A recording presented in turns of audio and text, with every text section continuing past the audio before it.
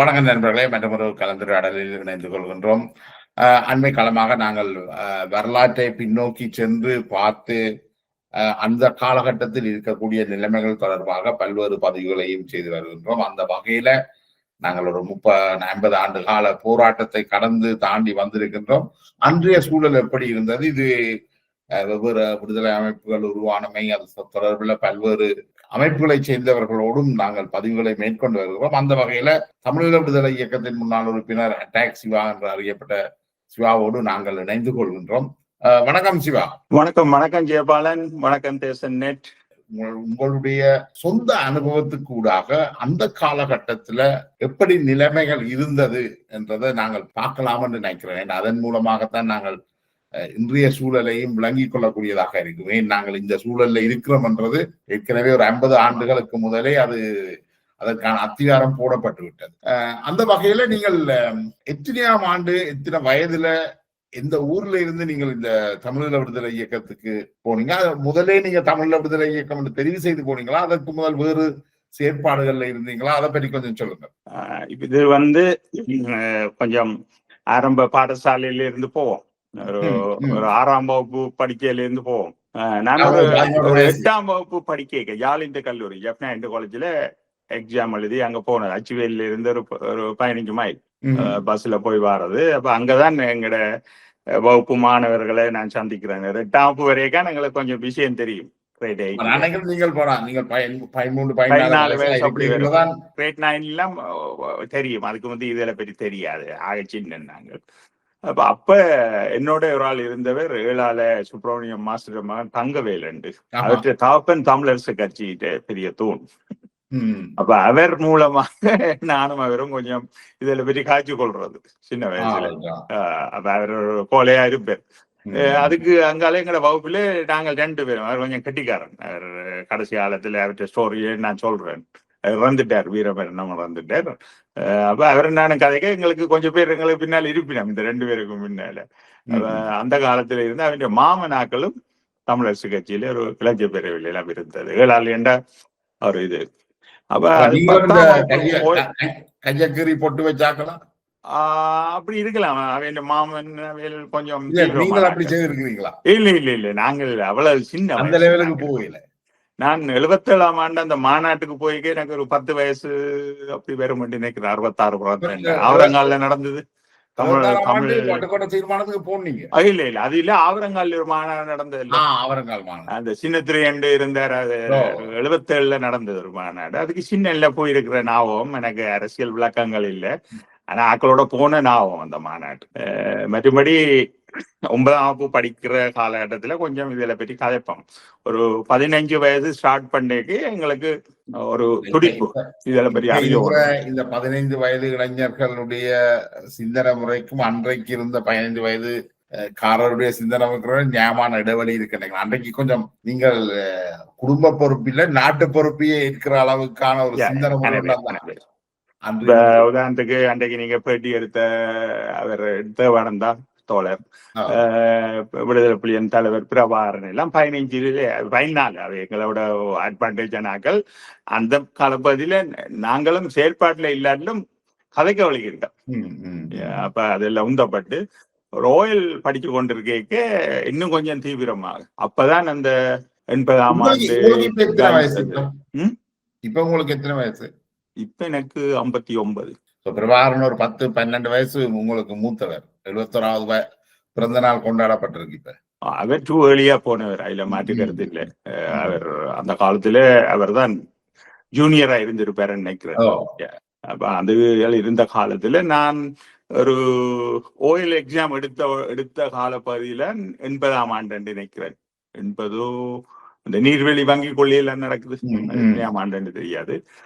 அப்ப அந்த ஹாலிடே டைம்ல எனக்கு இந்த கைஸ் அதுல கொஞ்சம் தொடர்புகள், இந்த இதுகளுக்கு போறது, சின்ன சின்ன விளையாட்டுகள் இருந்தது. 81ஆம் ஆண்டு அந்த நான் சொன்ன தங்கவேலண்டு அவருக்கும் விஸ்வானந்த தேவன் எங்களுக்கு இடையில ஒரு தொடர்பு ஏற்பட்டது. அது தமிழ் மக்கள் ஜனநாயக முன்னணி என்று அவங்க அந்த காலத்துல இப்படி ஆக்களை தேடி திரிவாங்கல்லானே, கிளாஸ் வகுப்பு நடந்த அந்த பீரியட்ல 81 இருந்தே தொடர்பு. அவர்கிட்ட சில கிளாஸ்கள் எடுத்து அப்படியே போய் கொண்டிருந்த 82 இதெல்லாம் நான் படிப்புல எம்பிட்டு இதுல கொஞ்சம் தீவிரமா இறங்கிட்டேன். 82ல வந்து நான் ஏழு போயிட்டேன். 83 84 பேட்ச். அப்ப 83 வரைக்கும் இன்னும் டியூஷனுக்கு எல்லாம் போறதில்ல, எல்லாம் குழப்பம். அப்ப நாம பேர் குழப்பம் எல்லாம் அது தீவிரமா போயிருக்க. இந்த காலேஜில இருந்து நிறைய பேர் வெவ்வேறு இயக்கங்களுக்கு போயிருக்கிறோம். குறிப்பாக விடுதலை புலிகளுக்கும் போயிருக்கிறோம். விடுதலை புலிகள் திலீப நாட்கள் எல்லாம் சீனியர். கேடி வந்து எனக்கு பழக்கம் இருந்தது. ஆக முதல் போனது பொன்னம்மான் கிரிக்கெட் டீம் பிளேயர். அவர் அந்த பொன்னம்மான் கேடிஸ் ஆக்களை சேர்த்ததே பொன்னம்மான் தான். பொன்னம்மான் கிட்டத்தட்ட 78 எல்லாம் அப்படியெல்லாம் போயிட்டு விடுதலை புலிகளுக்கு. அது இப்ப போன ஆக்கள்லாம் நான் அந்த 83 பேட்ச்ல தேவனாக்களோட தொடர்பு வந்த நீங்கள் NLFTயா அவர் பிற்காலத்துல உருவாகிறார். அதுக்கு என்னென்ன நீங்க டிலவுக்குள்ள பிறகு இல்ல தமிழ் மக்கள் ஜனநாயக முன்னணி என்று ரோனியோவில் அடிச்சு கிளாஸ் அதுல ஒரு 35-40 பேர் இருந்தது. அவர் வேற ஆக்கள் எல்லாம் இருந்தவர். அது ஒரு சித்தாந்த ரீதியா போனது. கிளிநொச்சியில ஒரு ஃபார்ம் மாதிரி ஒன்று எடுத்து அதுல கொஞ்சம் என்ன கேட்டவர் அங்க போறீரோ அங்க போய் அப்படி இப்படி எல்லாம் நாங்க அந்த நேரங்கள்ல பெருசா அதுல ஆர்வம் காட்டையில. அதோட அப்படி ரைட்ஸ் வந்தது. 23rd அந்த சீலன் ஆக்களின் அல்லாறையில நடந்த இன்சிடென்ட் பிறகு விடுதலை புலிகள். அது பிறகு ஒரு கிழமைக்கு பிறகு திருநெல்வேலி தாக்குதல் நடக்குது. அதோட கலவரம் வருது. அப்ப எல்லாம் நாங்கள் முழு நேரமா ஆர்வமா ஓடி திரிகிறோம். திக்காம ஒரு ஆர்வமா நிறைய இளைஞர்கள். அதுக்கு பிறகு கலவரம் எல்லாம் முடிஞ்சு எங்கட அப்பா அண்ணன் எல்லாருமே பாதிக்கப்பட்டார்கள். எல்லாரும் கப்பல்ல வந்தது. அந்த ஒரு ஃபீலிங் கொண்டு எனக்கு சகோதரங்கள் அப்பா அம்மா கொழும்புல இருந்து அப்பா சகோதரன் எல்லாம் கொழும்பு. இல்ல நான் அம்மா பாட்டா எல்லாம் இருந்தவ இவளோட இருந்து அப்பா குவார்டர்ஸ்ல இருந்து வந்து போறவர். இவியல் ICMA படிச்சு அக்காவை எல்லாம் மாராயால ஒர்க் பண்ணவ அப்படி கொழும்புல இருந்தது. அந்த கலவரத்தோட பாதிக்கப்பட்டேன். எனக்கு அதொன்று விளங்குறேன் என்னன்னா, அடி வாங்கினது கண்டியில யாழ்ப்பாணம் சிங்கள பகுதியில இருந்த தமிழர்கள். உணர்ச்சி வசப்பட்டது மட்டும் யாழ்ப்பாணத்துல இருந்து தமிழ். அது ஆட்டோமேட்டிக்கா எங்களோட ஃபேமிலி மெம்பர்ஸ் பாதிப்பு வந்து அவை அகதிய முகாம்ல இருந்து கப்பல்ல கேஸுக்கு வந்து இங்க எல்லாம் ரைட்ஸ் முடிய நிறைய பேர் வந்தார்கள். 83 முடிஞ்சு 3 மாதம் வந்தவை எல்லாம் திரும்பி போட்டு நீங்கள் போனது வேற. நாங்கள் இந்தியால போயிட்டோம் இந்தியாவுக்கு. நான் கேட்கிறேன் அடி 83 அக்டோபர் ஒரு 10ஆம் தேதி அப்படி பாசோவருக்கு ஏறியாச்சு. பாசோவர்ல இருந்து போட் ஏறி இங்க போயாச்சு இரணதீவுக்கு. அங்க இரணதீவுல போய் ஒரு அவர் EPRல போட தொடர்பானவர். அவர் எப்பவும் கேட்பாருன்னா, நாங்கள் எல்லாம் கண்டியில இருந்து கொழுப்புல இருந்து அடி வாங்கி வந்துட்டு நாங்க 3 மாதத்துலயே திரும்பி போயிட்டோம். இவங்க என்ன துவக்க வச்சுக்கொண்டு அடி வெட்டு கொண்டிருக்கிறாங்களே என்றால் அவருக்கும் அது விளங்கல. என்ன அடி வாங்கினவை அதை பற்றி பெருசுபடுத்தல. யாழ்ப்பாணத்துல இருந்த இளைஞர்கள் அதுல கொதிச்சிருந்ததுலதான் அவருக்கு அது புரியல என்று நான் நினைக்கிறேன். இல்ல ஏற்கனவே யாழ்ப்பாணத்திலே ஒரு திரட்சி ஒன்று உருவானது. கைஸ் கூடுதலா வேலை செய்த EPRல NLFT வேலை கம்மியாக மறைமுகமாக விடுதலை புலிகள் வேறு அமைப்புகள் வேலை செய்து எங்களுக்கு அதன் கண்டாக்ட் 83 ரைட்ஸ் வரையும் கிடைக்கல. உண்மையை சொல்றோம். ஏன்னா மிகவும் ரகசியமாக தான் அவர்களுடைய நடவடிக்கைகள் இருந்தது. ரைட்ஸுக்கு பிறகு கொஞ்சம் தேக்கவலை எல்லாம் முடிஞ்சு 2-3 மாதத்தால அள்ளி ஏத்தினானே இந்தியாவுக்கு போகுது. என்ன நாங்களும் இந்தியாவுக்கு சில என்ன போன ஆக்டர்ஸை பார்க்கலாம் அப்படி இப்படி சில யோசனைகளும் இருந்தது. அந்த நேரம் எங்களுக்கு இப்படியான தெளிவுகள் இல்லை. அப்ப இரணதீவுல இருந்து ராமேஸ்வரம் போய் அங்கால ட்ரெயின்ல மெட்ராஸ் போய் அதான் கேட்கிறேன். இப்ப இந்த ஊர்ல அந்த காலகட்டத்திலேயே சொல்லுவீனம் தானே, இந்த சிறு பிள்ளை வேளாண்மை வீடு வந்து சேராது.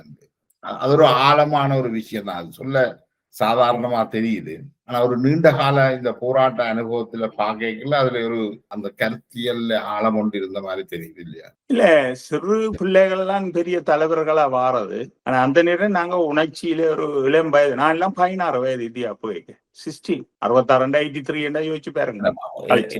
என்ன பிரச்சனை, வாக்களிக்கிற உரிமையே இல்லாத வயதுல உங்கள்ட்ட துவக்க தந்தாச்சு.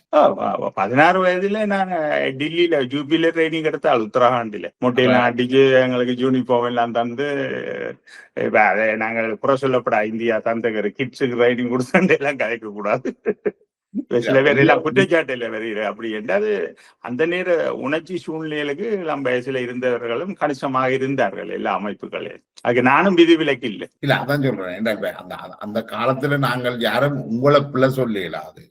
ஆனா உங்களை வழி நடத்தின அரசியல் தலைமைகள் இருக்குத்தானே. இப்ப தமிழரசு கட்சியோ தமிழ் காங்கிரஸோ அவைதானே உங்களை இழுத்து விடியினம் இதுக்குள்ள. அந்த சாயல்ல தான் நாங்களும் இளைஞர் பேரவைகள் அது இந்த உணர்ச்சிகள் அப்படி ஒவ்வொரு அமைப்புகள் தலைவர்கள் மூலமாக அதுல உந்தப்பட்டு அதுக்குள்ள உள்வாங்கப்பட்டு எங்கட பாடசாலையில படிக்கிற இன்ட்ரெஸ்ட் எல்லாம் குழப்பி. இப்ப நானெல்லாம் ஓலஃப் எடுத்திருப்பேன், நான் ஏல் எடுத்திருந்தேன் படிக்கிறேன். அதுவும் ஒரு காரணம். நாங்க இந்தியாவுக்கு போறோம், இல்லாட்டி இலங்கையில இருந்து வேலை செய்யத்தான் கூடுதலா நினைச்சிருப்போம். வீட்டை விட்டு போறோன்றது ஒரு கஷ்டம். அம்மா அந்த சாப்பாடு செல்லம் அங்க போய் இப்ப கஷ்டப்படைக்க சில நேரம் அழுகையே வருவேன். ஏடா அப்பா இப்படி எல்லாம் துன்பம் இந்தியாவுக்கு வந்து இப்படி இருந்தவன். அது எல்லாரும் அந்த சஃபரிங்க சகல அமைப்புகள் இருந்தவர்களும் அதுல பாதிக்கப்பட்டாங்க. அள்ளுகொள் என்ன ஒரு 7000 பேருக்கிட்ட இந்தியா போயிருப்போம். பிளட் டெலோ டைகர்ஸ் எல்லாமே சேர்த்தா ஒரு 5000 பேர் நினைக்கிறேன் இந்தியாவில அந்த நேரம் 84, 85. பிளட்லாம் கூட இருந்தாரு 4000 இன்னொன்று சொன்னாங்க. அள்ளுகொள்ளையா போனது அந்த நேரம். ஆமாம்.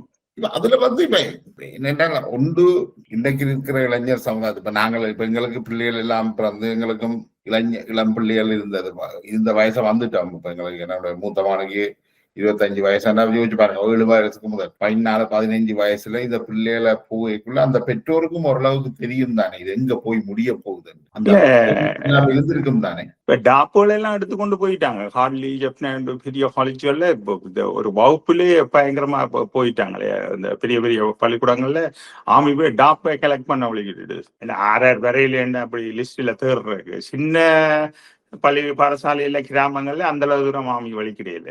இந்த பெரிய காலேஜஸ் எல்லாம் கூடுதல போனேன்னு கேள்வி. நாங்க போன அப்புறம் இப்ப இந்த வீட்டுக்காரரும் விட்டுட்டு அந்த நேரம் ஜப்னாகிட்டு கொள்ச்சில எல்லாம் சில விட ஒரு வகுப்புல இருக்கிற 25 பேர் அப்படியே போயிடுவீங்க. ஹார்ட்லி தான் அப்படி வந்தது. ஒரு டெலோவுக்கே வந்தது ஒரு வகுப்புல ஒரு 30 வந்தது. இது ஒரு கிளாஸ்ல. ஹிந்துல அவ்வளவு தூரம் இல்லை. எல்லா அமைப்புக்கும் போனது என்றாலும் ஒரு அரைவாசி பேர் காவாசி பேர் போற அளத்துக்கு இருந்தது. அந்த ஒவ்வொரு டிவிஷன்லயும் கொஞ்சம் கொஞ்சம் பேர். அந்த காலத்துல இருந்தவர்களுக்கு பெற்றோருக்கு ஒரு பயம் வந்திருக்கு. இந்த இளம் வயசுல இவர்கள்ட்ட கொடுக்குற இந்த ஆயுதம் வந்து எங்க கொண்டு முடியும்ன்றது அது ஒரு சில ஆண்டுகள்லயே வெளிப்பட்டுட்டு தானே. இல்ல எல்லாரும் இந்தியாவுக்கு பாசல் பண்ணப்பட்டார்கள். உள்ளூர்ல இந்தியா பயத்துல இருந்தார்கள். கொஞ்சம் பேர் அவங்களாக விட்டது உள்ளூர்ல வேலை செய்யறதுக்கு தேவையண்டு. ஆனா கணக்கு அள்ளுப்பட்டு இந்தியாவுக்கு அந்த நேரம் 5000 மேல என்ன அள்ளுப்பட்டார்கள். நான் கேட்கிறேன் என்றால் இந்த இளைஞர்கள் இந்த 14 இருந்து ஒரு 20 வயசுக்குள்ள இந்த இளைஞர்களுக்கு உயிரை கொள்ளுற ஆயுதத்தை கொடுத்து வச்சிருக்கேக்குள்ள என்றால் அவர்களுக்கு வந்து இந்த அதிரலின் சுரப்பு அந்த ஹோமோன்கள் தாக்கம் இதையும் வன்முறையாலேயே கையாளுற அந்த இயல்பு அந்த காலகட்டம் அந்த பருவம் இது எல்லாமே வந்து தமிழ் சமூகத்தை ஒரு மிக மோசமான சூழ்நிலைக்கு தள்ளிட்டுதோன்னு நினைக்கிறேன். அந்த காலகட்டத்துல நாங்களும் வளர்ந்த நாங்கள் பல்வேறு உயிரிழப்புகளை பார்த்திருக்கிறோம். காரணம் இல்லாம உயிர்கள் பறிக்கப்பட்டிருக்குது. வெறும் சந்தேகங்களுக்காகவே உயிர்கள் பறிக்கப்பட்டிருக்குது. மற்றது இயக்கங்கள்ல உட்படுகொலைகள் நடந்திருக்கு. அது டெலோவா இருக்கலாம், புளோட்டா இருக்கலாம், புலிகளாக இருக்கலாம். இப்ப இதெல்லாம் பார்க்கக்குள்ள இந்த சொல்லுவாங்க முதல் கோணல் முற்றும் கோணல் என்ற மாதிரி அப்படி ஒரு உணர்வு பிற்காலத்துல உங்களுக்கு வந்ததா? உங்களோட பயணத்தை சொல்லுங்க. நீங்க இல்ல என்னுடைய பயணம் வந்து நான் ஓரளவு NLFTயோட அரசியல் தெளிவு இருந்தது, ஒரு அளவுக்கு இருந்தது. அதிகம் என்று சொல்லல. அது வேற வேற அமைப்புகளுக்கு போனவர்களே ஹீரோஸ்ல எல்லாம் நிறைய இருந்தது. அவர்கள் இதெல்லாம் செய்யல. IPRல வந்து அந்த நேரம் உள்கட்சி படுகொலைகள் நடக்காத ஒரு அமைப்பு கிட்டத்தட்ட 86 வரையும் கூடிய அவர்கள் போனவர்கள். NLFTக்கும் நடக்கல. ஆனால் இந்த 3 ஜாம்பவான்கள் இருக்கின்றன. முப்பெரும் இயக்கங்கள், முப்பெரும் மூர்த்திகள் இதுகளுக்குள்ள அள்ளோ கொள்ளை ஆக்களை சேர்த்ததும் ஒரு காரணம். அதுல விடுதலை புலிகள் வந்து கொஞ்சம் ஸ்லோவா சேர்த்து கொண்டிருந்த கராட்டி, கொஞ்சம் ஃபிட்டிங்கான பாடி, கொஞ்சம் நாள் சென்று 3 மாதம் 6 மாதம் சென்றுதான் உள்வாங்க. இது டெலோவும் பிளட்டும் அள்ளி சும்மா ஏத்தினது என்ன கப்பல் ஏத்தி தள்ளின. அதுக்குள்ள இருந்த சர்க்கல்களும் அந்த இயக்கங்கள் அழிகிறதுக்கு ஒரு காரணமா அமைஞ்சது. அல்லோ இல்லையா எல்லாரையும் சேர்த்த உடனே அதுக்குள்ளே ஒரு அரசியல் மயப்படுத்தப்பட்ட தன்மைகள் வேலை குறைஞ்சதாலதான் இந்த உள்படுகொலைகள், குரூபிசங்கள், சின்ன வயதுல இருந்து இந்த பெரிய ஆர்மி எதிரியோட ஆட வேண்டிய வீரத்தை எல்லாம் உள்கட்சி கட்டமைப்புகள் கருத்தியல் ரீதியா எல்லாம் பாவிச்சு மிக மோசமான சூழ்நிலை எல்லாம் இந்த கண்ணாலேயே பார்த்துருக்கேன். ஒரு கிட்டத்தட்ட எத்தனையோ கொலைகள், 33 கொலைகள் எல்லாம் நான் கிட்ட நின்று இருக்கேன். நான் அதில் 33 கொலையில நீங்கள் ஏதோ ஒரு பங்கு டைம்ல அந்த பீரியட்ல நான் ஒரு சாட்சியா கூடி நின்று இருப்பேன். அல்லது அது சரியா நடந்ததோன்று பாக்குறதுக்கு கூட எனக்கு உத்தரவுகள் வழங்கப்பட்டிருக்கலாம். அப்படி எல்லாம் காலில் விழுந்தாலும் படுகொலைகளும் டெலோ அமைப்புகள் நடந்தது. டெலோ அமைப்பும் மற்ற சிஐடி என்று பிடிச்சென்று நான் அங்க உச்சிப்புலியில இருந்தேன். அதாவது இந்தியன் நேவி பேஸ் கிட்ட எங்களுக்கு ஒரு பேஸ் அங்க இருந்தான். இலங்கைக்கு போறதும் வாரதும் அதை சொல்ற ஃபோர்ட் என்று எல்லாமே போராக்கள் வாராக்கள் மிக ரகசியமாக ஆயுதங்கள் அது எல்லாம் பரிமாறப்பட்டு போட்டு அதுல நான் 1.5 வருஷத்துக்கிட்ட எனக்கு ஒரு பங்கு நான் ஆக்சிடென்டா இருந்தது. அப்ப அதால அங்கதான் விஷயங்கள் நடக்கும். மற்ற இடங்களுக்கு தெரியாது. கட்டுப்பாடுல இருந்தது அந்த போர்ட். அது நேரடியாக தலைவருக்கு கண்ட்ரோல்ல இருந்தது. ஓம் ஓம் ஓம் ஓம். அது மிகவும் ரகசியமாகவும் மிகவும் துல்லியமாகவும் இருக்கும். ஏனென்றால் அங்க இருந்துதான் ஆயுத சப்ளையில இருந்து ஆக்கள் வாரது போறது எல்லாமே டிரான்ஸ்போர்டேஷன் முழுக்க நடந்தது. அது இண்டிபெண்டா கட்டுப்பாடுல இருந்ததா அல்லது இந்தியாவின் இதுக்கு கீழே? இல்ல, எனக்கு மேல உள்ள தலைவர்மாருக்கு தான் அது தெரியும் ஆயுதங்கள் எப்படி கப்பல்ல இருந்து கொடுத்ததுண்டு. அது வந்ததை வேண்டி கணக்கெடுத்து அதை புல் த்ரூ எடுத்து கிளீன் பண்ணி அதை ஸ்டாக் கீப்பர் மாதிரி இதுக்கெல்லாம் என்டவே இல்லை. நான் எல்லாம் போய் அங்க நடுக்கடல்ல அதை எடுத்துக்கொண்டு வரல. அதெல்லாம் வேற வேற டிபார்ட்மெண்ட். அவர்களுக்கு தான் தெரியும் ட்ரோ என்ன மாதிரி அந்த ஆயத்தை கொடுக்குமாண்டு. தமிழ்நாட்டு கியூ பிரான்ச்சுக்கு தெரியாமத்தான் அதெல்லாம் செய்யணும். அவங்க எம்ஜிஆரோட இருந்து அவங்கள பேக்காடி போட்டு சில நேரம் கியூ பிரான்ச்சுக்கு நாங்க பாட்டியும் வச்சிருக்கிறோம். சும்மா வச்சால் அவங்க கிட்ட வராங்க. அடுத்த நாள் 2 நாளுக்கு பிறகு வந்து சொல்லுவாங்க, நீங்க ஏன் பாட்டி வச்சு நீங்கன்ட்டு எங்களுக்கு தெரிய மாட்டேன். போலீஸ் ஏமாத்துறது இல்லையா? இவங்க இங்க வந்து அதுக்கு ஸ்பை பண்ணுவாங்களேன்ட்டு அவங்க சொல்லுவாங்களா, ஏதோ ஒரு விஷயம் நடந்துட்டுது நீங்க அதுக்கு தானே. அப்படி கூடி சில விஷயங்களை அமைப்புகள் சேஃப்டிக்காண்டி பிரான்ச்சுக்கு தெரியாம தெரியாம கியூ பிரான்ச்சும் ஒரு பிளேயோட செய்யும். அதுல இப்ப என்கிட்ட எல்லாம் ஐடென்டி கார்டு எல்லாம் இருந்தது. அமைப்பின் உத்தியோகபூர்வமான ஒரு குறிப்பிட்ட ஆட்களுக்கு தான் இருந்தது. 30 பேருக்கிட்ட இல்ல 400 எல்லாத்தையும் அது கொடுக்கல. சில விஷயங்களுக்கு கிடைக்கப்பட்டது. அது நான் திருப்பி ஒப்படைச்சது. தங்கவேலோட தொடர்பு இருந்து பிறகு விஸ்வானந்த போனீங்க? இல்ல, அவரும் டெலோவுக்கு தான் வந்தது. அவரு பயிற்சி எல்லாம் எடுத்துட்டு அவர் திருப்பி விஸ்வானந்தவனை மீட் பண்ணி எல்எல்எஃப்டி அமைப்போட போய் சேர்ந்துட்டார். டெலோவிட்ட ஓடிட்டார். ஒரு கொஞ்ச காலத்திலே ஓடிட்டார். ஒரு 3-4 மாசத்திலே. என்னையும் கேட்டவர் வர சொல்லி நான் அப்படியான ஒரு முடிவுகளையும் எடுக்கல. என்றால் அது ஒரு ரூல்ஸுக்கு புறம்பான வேலையும். மற்றது எனக்கு தெரியும் அங்க போய் ஒரு சிறிய அமைப்பாலே எங்களை காப்பாற்ற முடியாது. மற்ற நான் எங்களுடைய அமைப்புக்கு படு விசுவாசம் இருந்தான். சிறுசுவானதுக்கு நான் சொல்லி போட்டு தான் விட்டுட்டு போகணும். எப்படி என்ன அமைப்புக்கு ஓடுறாங்க. நீங்கள் முதல்ல விஸ்வானந்த தேவனோட தான் உங்களுக்கு தொடர்பு வருது. அங்க இருந்து என்ன டெலோவுக்கு போனீங்க? இப்ப அது வேகம் காணாது. ஆயுத பயிற்சி இல்லை. அதுக்குள்ள நாங்கள் அதுகளுக்காண்டி குரல் கொடுத்தாக்கள். அவர் சொன்னது அது அரசியல் மயப்படுத்தப்பட்டுதான் அது வர வேணுமென்று. அப்ப நாங்க அதி தீவிரமான ஆயுத ரீதியான செயல்பாடு வேணுமென்னைக்க அங்கே அது கிடைக்கல என்றோன்னா நாங்கள் இன்னொரு இடத்திலே அப்படியான இதுகள் வழங்க அதை நோக்கி பயணித்தாரு. நீங்க சொல்ற இந்த பாயிண்ட் இருக்கല്ലോ, அதாவது நாங்கள் இளைஞர்கள் வந்து ஆயுத ரீதியில கொஞ்சம் தீவிரமா இருந்தாங்க. அதனால ஆயுத செயற்பாடுகள்ல கவர்ச்சியில நிறைய பேர் போனாரு. இந்த தாக்குதலை நடத்தக்கூடியவர்கள், ஆயுத செயற்பாடுகளை செய்யக்கூடியவர்களோட கூட போயிட்டீங்களா? இல்ல, என்னன்னா அந்த நேரம் ஒரு ஆயுத கவர்ச்சி இருந்தது. அதை பார்க்கணும், அதை தொட்டு பார்க்கணும், அதை பயிற்சிக்கணும். அது அப்படி ஒரு மென்டாலிட்டி எல்லா அமைப்பில சேர்ந்தவர்களுக்கும் கூடுதலாக இருந்தது. ஒரு அரைவாசிக்கு மேற்பட்டவர்களுக்கு அந்த கவர்ச்சி தான் இழுத்தது. கிட்டத்தட்ட 90% அப்படித்தான் இருந்தது. அப்படித்தான் 90% அப்படித்தான் இருந்தது. அரசியலை ஆழமாக புரிஞ்சவர்களுக்கு தான் தெரியும் முதல்ல தாங்கள் அரசியல் ரத்தம் இல்லாத அரசியல் ஒன்று செய்யப்படணும் என்றதை அதான் முதல் அறிஞ்சிருக்கேன். இல்ல வயதானவர்களுக்கு தெரியும் இந்த விஸ்வானந்த தேவன் சந்ததியார் எல்லாம் அப்ப கதைச்சு கொள்றது மாத்தையா எல்லாம் 83 ரைட்ஸோட. அப்ப நான் விஸ்வானந்த தேவனுக்கு சைக்கிள் ஓடுவேன் அவரை ஏற்றி அவர் ஹெல்பர் மாதிரி. அப்ப அவர் எங்களுக்கு சொன்ன விஷயம் 83 தாக்குதல் நடந்த திருநெல்வேலி அது விடுதலை புலிகளால் செய்யப்பட்டது. அதுக்கு பிறகு அடுத்த தாக்குதல் செய்யறதுக்கு விடுதலை புலிகிட்ட ரவுண்ட்ஸ் இல்லை, ஆயுதம் இருந்த ஆக்கள் இருந்த ரவுண்ட்ஸ் இல்லை. அடுத்தடுத்த செய்யறது அதை இருக்கிற ஸ்டாக் முடிஞ்சது கொஞ்சம் வச்சிருப்பினோம். அதால அந்த 83 ரைட்ஸுக்கு பிறகும் அவர்களால் தொடர்ந்து தாக்கல் செய்யலாத சூழல் ஏற்பட்டது. மிகப்பெரிய கலவரம் வந்தது. அதுக்கு காரணங்கள் அதுன்னு சொல்றாங்க, அது செட் பண்ணி இருக்கலாம், அது ஒரு காரணமா இருந்திருக்கலாம். அதுக்கு நான் போக விரும்பல, அது வேறு அமைப்பு சம்பந்தமான ப்ராப்ளம். அப்ப சொன்னது எல்லா விடுதலை அமைப்பும் அழியும், விடுதலை புலிகள் எல்லாம் கடைசியா தாக்கு பிடிச்சு அவர்களும் இல்லாம போகிறார்கள் அன்றைக்கே எனக்கு சொல்லப்பட்டது. உங்களுக்கு விசுவானந்த தேவன் 83ஆம் ஆண்டு நான் செலவுக்கு போகும் முதலே 83 ரைட்ஸ் முடிஞ்ச காலகட்டத்திலே அவர் இதை தீர்மானிச்சிட்டார். புலாட் எல்டிடிக்கு இருந்த மோதலை வச்சு பிஎல்ஓ பற்றி நிறைய படித்தவர். அதால எல்லா அமைப்புகளும் அழியும், கடைசியா விடுதலை புலிகள் அழியும். மிக கட்டுப்பாடான மிகவும் ரகசியமான வழிமுறைகளை பின்பற்ற ஒரு அமைப்பு. ஆனா அதுவும் இல்லாம போக மாட்டேன் அவர் சொன்னவர். ஏன் அவ இல்லாமல் போவினோம் அல்லது அழிவினம் என்று சொல்லப்பட்டதா? இல்ல, உலக விடுதலை போராட்டத்தை கரைச்சு குடிச்சு வச்சிருந்தது. எல்லா நாடுகள்ல நடந்த பிஎல்ஓ எல்லாம். அவருக்கு வயசு அந்த நேரம் 30 வயது. அவர் இன்ஜினியர், ரோகணா விஜயபுராவோட இருந்தவர்.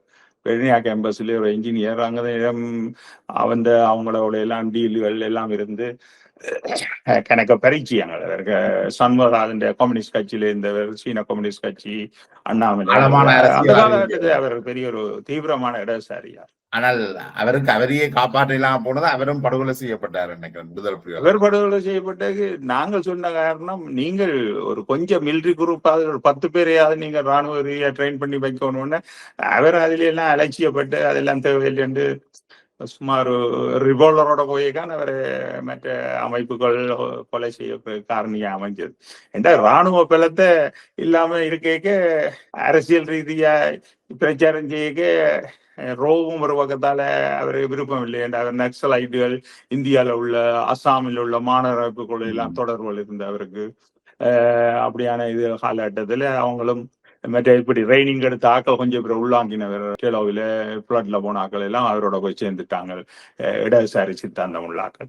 அப்போ அதெல்லாம் சும்மா ஃப்ரீயா கிடைச்ச ட்ரைனர்ஸ்.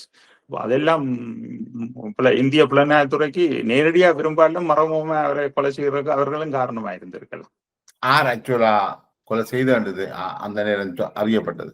என்னுடைய கேசிங்கின் படி பிளாட் இயக்கம் 60%, விடுதலை புலிகள் 40% சான்ஸ் இருக்கு. அவராகலாம் அவரை நெடுந்தீவுல ஏன் புளோட்டுக்கு அவர்ல அந்த கோபம் இருந்தது?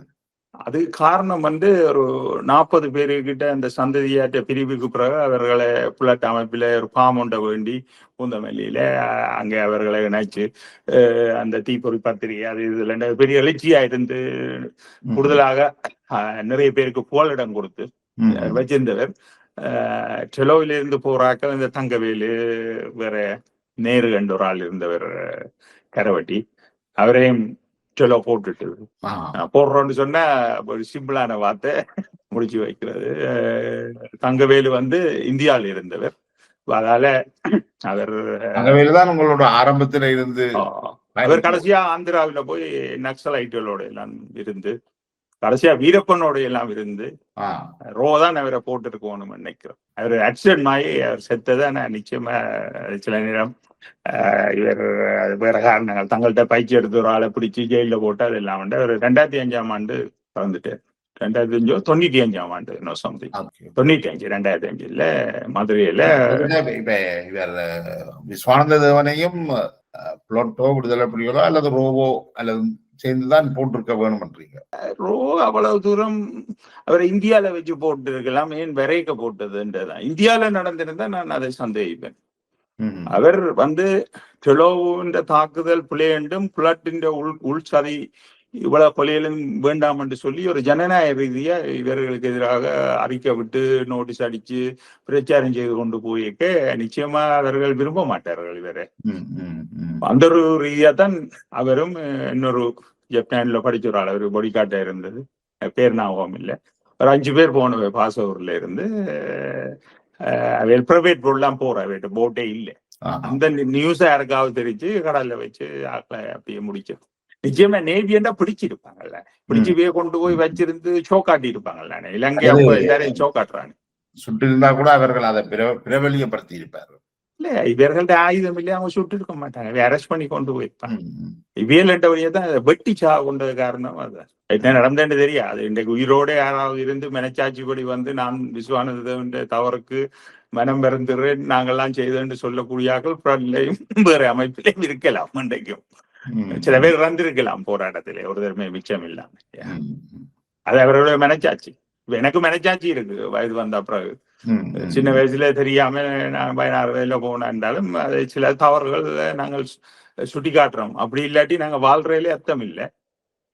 ஆனா அதுக்காண்டி அந்த தவறுகள் தவிர்க்க முடியாமையும் இருந்திருக்கு. தலைவர்கள் என்னென்ன தவறு விடுதலை போராட்டம் என்று வரைக்குள்ள இவ்வாறான சம்பவங்கள் படுகொலைகள் தவிர்க்கிறது. ஆனா இன்றைக்கும் அதை நியாயப்படுத்துறது அதுதான் பிள்ளை. இப்ப நாங்கள் ஒத்துக்கொள்றோம் விடுதலை பிளாட்ல உள்ள பயிற்சி பெற்ற போராளிகள். ஆனா இங்கே சும்மா இருக்கிற சில்லறைகள் எல்லாம் அந்த நோட்டீஸை படிச்சு போட்டு விஜயன்ற படத்தை போய் ஷோ பாட்டுட்டு வர்றாங்க தான் இன்றைக்கு மிக கடுமையாக ஒற்று போராட்டத்திலையும் பங்கு பெற்ற ஒற்று இதுவும் செய்யாதாக்கள் கூடுதலாக. மற்ற சில பேருக்கு தெரியும், ஆனா தன்மானம் ஈக்கோ விடுவதில்லை. விடுதலை புலி அங்கத்தவர்கள் இப்ப காணைக்க முல்லமதி போன்றவர்கள் எல்லாம் ஒத்துக்கொள்ளுறார்கள். அதெல்லாம் தவிர்த்திருக்கலாம், வேறமாய் போயிருக்கும் எல்லாம் அரசியல் நாணம் பெற்றார்கள். என்றாலும் அவர்கள் ஒரு 75% தான் சொல்லலாம். 25% கைடிங் இருக்குது. அது பூரணமா ஒத்துக்கொள்ற தன்மை இல்லை. மற்றபடி இப்ப ஓரளவுக்கு ஜெனரலா அவர்கள் வயசு வந்த அப்புறம் யோசிக்கிறாங்க. நீங்க சொன்னீங்க இப்ப விஸ்வானந்த தேவன், மாத்தியா இவர்களை நீங்க சந்திச்சிருக்கிறீங்களா? மாத்தியாவை நான் சந்திக்கல, விஸ்வானந்தவன் மாத்தியாக்களை சந்திச்சிருக்கு, சந்ததியாரை சந்திச்சிருக்கு. என்றால் அவர் வயது மூப்பு, நாங்கள் 16 வயசு, அவர் அந்த நேரம் 29 வயசு அப்படி இருந்தது. ரக்கைக்கு ஏதோ 33 வயசு என்ன ஒன்று நினைக்கிறேன். 86 83 அவருக்கு ஒரு இன்ஜினியர். பின்னுக்கு சொல்லப்படுது என்னன்னா மாத்தியாவுக்கு வந்து ஒரு இடதுசாரி கருத்தியல் இருந்ததுன்னு சொல்லப்படுது. விஸ்வானந்தவனோட ஃப்ரெண்ட் அவர். அடுத்தது மாத்தியா கொஞ்சம் விடுதலை புலிகள்ல கொஞ்சம் விஷயம் தெரிஞ்ச ஒரு ஆளுமையா சித்தாந்தங்கள் போய் படிச்சால். நெல்லியடியில இருந்து பிரபாரன் பிடிபட்டு உள்ளுக்கு இருக்கேக்க, அதாவது உமாசனோட நடந்த அந்த அசம்பாவிதத்துக்கு பிறகு நாட்டில எல்டிடியை இயக்கினது மாத்தே. நெல்லியடி போலீஸ் 5 பேர் செத்தது தாக்குதல். அதுக்கு பிறகு நடந்த சாவச்சேரி போலீஸ் ஸ்டேஷன் 82ஆம் ஆண்டு அக்டோபர் 31ஆம் தேதி தான் அது தாக்கப்பட்டது. எனக்கு சில இது ஞாபகம், அந்த வேனுக்கு கட்டி வச்சு மினி பஸ்ல 4 மணிக்கு அச்சுவேலி, அதெல்லாம் மாத்தியாண்ட திட்டமிடாது. சுருட்டு அடிச்சு கொண்டுதான் திட்டமிடுன்னு சொல்றாங்க. அந்த காலத்திலே அவர் ஒரு ஹீரோ. அந்த காலத்துல திட்டமிடுற பெரிய விஷயம். மாத்தியாதான் பிளானர் என்று கேள்வினா பேரும் இருந்தார். உங்களுடைய விடுதலை புலிகள் வேர்கள் புலனாய்வு பிரிவு என்று சொல்கின்ற முல்லமதி வந்து மாத்தியாவோட நேரடியாக காய்ச்சி அவரோட இருந்து பழகினாள். நான் ஒரு நாள் விஸ்வானந்த போய்க்க சைக்கிள்ல அவர் தூர போய் காய்ச்சது, ஆனா என்ன விட்டுட்டு போய் காய்ச்சது தூரத்தை வச்சு மாத்தியா கண்டுனேன் கட்டுவன்ல. அப்ப நாங்களெல்லாம் போய் அவர்கள் கிட்ட கதைக்கல. இது 83 நடந்த கதை, திருநெல்வேலி தாக்குதலுக்கு பிறகு நடந்த சம்பவம். மாத்தியாவுடைய இந்த அரசியல் புரிதலும் அரசியல் தெளிவும் தான் அவருடைய மரணத்துக்கும் காரணம் உண்டு. இல்ல, சின்ன வயதுல இருந்து அவர் ஒரு மிக்ஸ் என்று சொல்றாங்க. அவருடைய அம்மாவும் அப்பா ஒரு சிங்கள மொழி பேசுற ஒரு ஆள். என்றாலும் அவர் விடுதலை புலிகள் அமைப்புக்குள்ள வந்து உணர்ச்சி பூர்வமாக இருந்த ஒரு உப தலைவர், தளபதி. நாட்டிலே விடுதலை புலிகளை இயக்கினது இவர். அங்க மெட்ராஸில் இருக்க மாத்தியா இயக்கினது. மாத்தியாவுக்குத்தான் அந்த military team Nelliady science centre அந்த ஏரியாக்கெல்லாம் அந்த 12 பேர் கொண்ட ஒரு மிலிட்டரி ஸ்ட்ராங் டீம் இருந்தது. அதே 82 82 காலப்பகுதியிலாம் 83 வரையும் இயக்கினது மாத்தியா தான். அதுல மாற்று கருத்து இல்லை அந்த காலத்திலே. காலகட்டத்திலையும் இந்திய ராணுவத்திட்ட பிரபாரம் 2 தடவைகள் மாற்றப்பட்ட இருந்த சமயத்திலே அவர் தான் காப்பாற்றினதாக சொல்லப்படுது. இல்ல அதில் நான் ஊருக்கு போயில தானே. நான் இந்தியாவோட என் ஆக கூடின பவுண்டரி ராமேஸ்வரம். நான் ஊருக்கு போயில. ஏன்டா சிறிசாதத்தை நம்ம கேட்டும் அனுப்பல எங்களை. ஒரு நான் நினைக்கிறேன் ஒரு 75-80 பேருக்கு கிட்ட ஒரு மிக முக்கியமான ஆக்கள் எங்களை அனுப்பாம வச்சிருந்தது. இதுல ஒரு மிக முக்கியமான ஆக்கள் என்று ஒரு குறிப்பிட்ட ஆக்களை வச்சிருந்தது. என்றா தன்னுடைய நம்பிக்கை உரியவர் என்று கேட்டும் அனுப்பல இலங்கைக்கு. நாங்க வெளிநாடு போயிட்டோம். அது வேற ஈஸியா டெலோட அவ்வளவு வெறும் வெளியேறிட்டோம். நான் எங்களை கேட்டு முடியல. இப்ப நான் ஊருக்கு போயிருந்தாலும் சில நேரம் இந்த தாக்குதல் எங்களை அழிக்கக்கூடிய சான்ஸ் இருந்தது விடுதலை புலிகள். ஆனா உண்டு சில நேரம் சிறைசாத்திர காப்பாற்றியும் இருக்கலாம் அவங்களோட மூளையை பாவிச்சு. இப்ப அது அவர்கிட்ட அந்த சூழலுக்கு ஏற்ற மாதிரி இதுல யாரையும் புண்படுத்துவதற்காக இல்லை என்று கூறிவிட வர்றேன். நன்றி. நன்றி, வணக்கம்.